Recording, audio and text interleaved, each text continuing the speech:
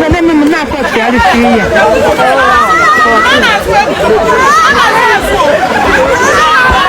Ndio vya bwana. Kama boga. Muna chegou de fome aí.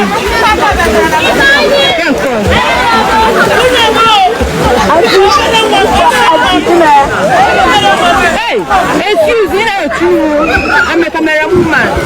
I take a many years.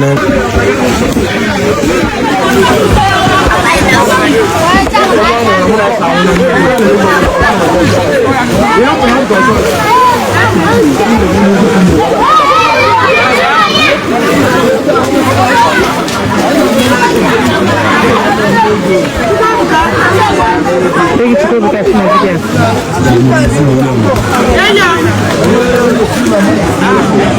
Você quer me dizer?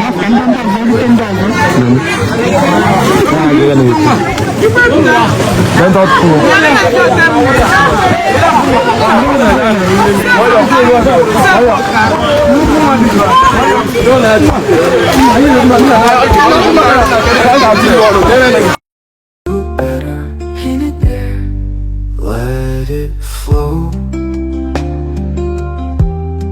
Tears will dry.